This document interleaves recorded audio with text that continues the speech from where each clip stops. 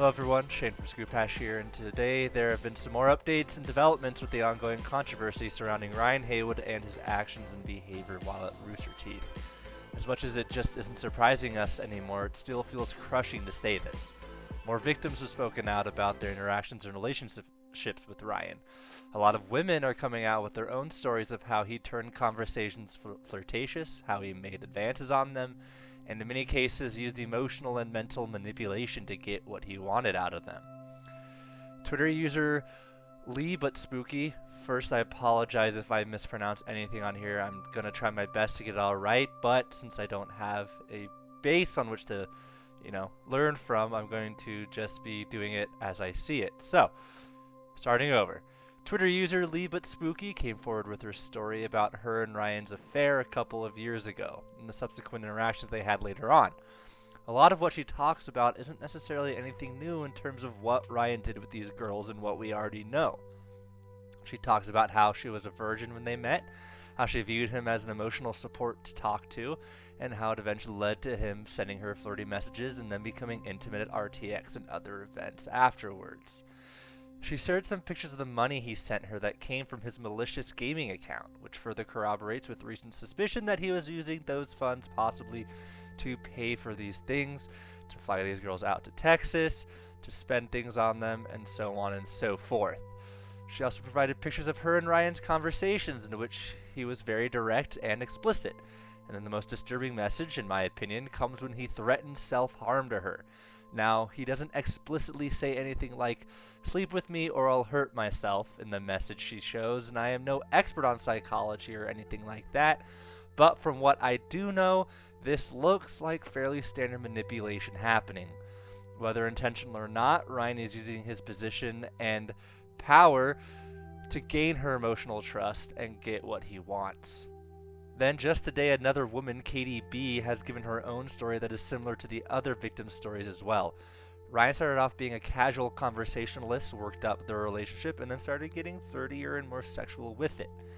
In this case, things never turned sexual in terms of physicality, but there is a lot of emotional abuse going on in it that is very disturbing. I mean, while she was sharing with him her very difficult, tragic story, he asked her if she was a virgin. He tried to tie it back into the conversation at hand, but it still just doesn't feel right when you look at it in the flow of the conversation. She then shares that when she went to get screenshots of their conversations to post about this past week, after everything came out, he started DMing her and turning it around to guilt her for it. Again, maybe this sort of guilt and manipulation wasn't intentional, but that doesn't excuse or diminish the fact that it was wrong, that it was damaging. You can still be doing these things, you can still be manipulating someone without even realizing that you're doing it. It can be a subconscious thing. Furthermore, there have been other girls who say that while they didn't have sexual relationships, he was certainly sending them weird messages. Women like Allie and Allison, going off of their Twitter accounts, gave even more examples of Ryan beginning the whole process of flirting and manipulating. It never reached a point where they engaged in any sort of sexual activity with him, but it certainly seemed to be heading that way based on what they said. It's just tragic that this pain and damage has been done to these girls, many of them young when it happened. We are still having a hard time wrapping our heads around the entire thing and coming to terms that this personality we have watched for so long was not the person we thought they were. But that doesn't even come close to how Ryan's coworkers are feeling, and that is no more apparent than in Jack Patillo's statement that he released about it all. Jack was the person that many of us were waiting to see about. He's an icon, a figure in Rooster Teeth, and he's been there, really since the beginning. And he's personally one of my favorites. And being around for so long, right there with Ryan, many of us felt like he would have something to say. And it took a bit for him to say it, as he has been dealing with a lot of difficult things related to taking care of his wife at home. But he did release a statement yesterday, and it is what we imagined it would be. Thoughtful, well-written, and expressive of the pain that Rooster Teeth, Achievement Hunter, and the victims are all feeling. In his statement, Jack talks about the guilt he feels for not realizing what was going on, for being so close to the situation yet unaware of its existence. He expresses how angry he is that the channel and platform that he helped to create has been used to do so much harm. He is upset that the trust they built with the community is no longer there, or at least significantly diminished. and he expresses his sadness that this has, for the foreseeable future, completely tarnished the image of Rooster Teeth. Not permanently, but significantly. And of course, he expresses sadness in how the victims have been treated. He goes on to explain that he processes these kinds of emotions by making jokes, or as he puts it, gallows humor. As someone that does the exact same thing, I relate to this sentiment.